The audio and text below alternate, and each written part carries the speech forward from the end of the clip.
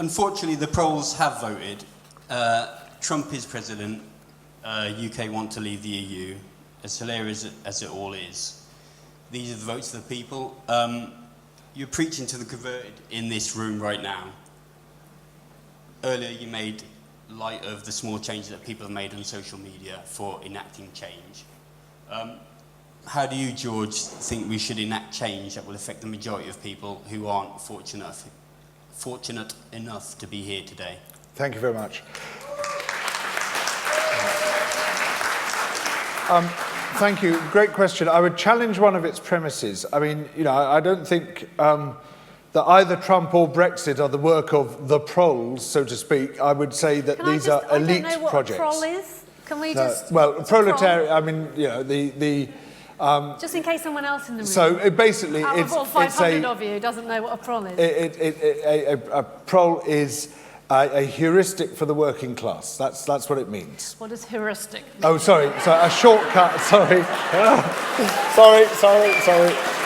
Yeah, it's a sort of it's a shortcut way of saying working class people, and it derives from the word proletarian. Thanks. I'm from a working class background. That's probably why I didn't know what it meant. No, sure. And so it's my very linear form of. It's good. That's why we're here. And you know, these are both elite projects, but of course they did gather a lot of popular support as well. So, preaching to the converted. Who else do you preach to? Who else is going to sit there for long enough while you preach at them? Yeah, well, people do it in Cavalry Circus, and they'll stand there and they'll preach all day, but no one stops to listen. No one stops to listen. Look, there's this fundamental misconception about how political change works. And the misconception is that the people you must reach are the people furthest away from you. No political change has ever happened that way.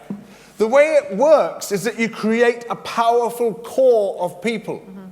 People equipped with knowledge, with insight, with ideas, with tools, with strategies. And part of what we're doing tonight is equipping each other with those and pushing it forward and pushing our ideas forward, pushing our drive towards collective action forward. And then that small core infects the minds of the next circle.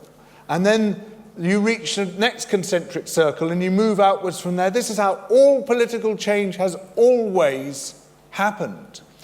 And according to the work of the historian Erica Chenoweth, the maximum number of people you need dedicated to civil disobedience, civil protest, to radically change society is 3.5%. Now, why should this be?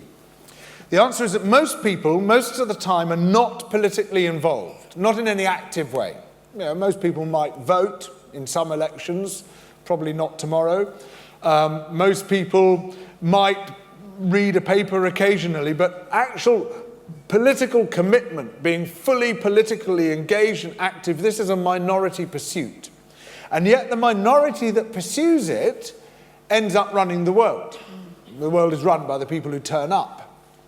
And what people who aren't so active are constantly doing is just looking out subconsciously, this all happens subliminally, for where the social currents are going.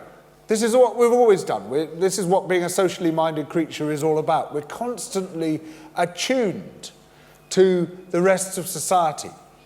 And because fitting in is a very important human survival skill, we're always subconsciously listening out for where the status quo might be and how it's changing.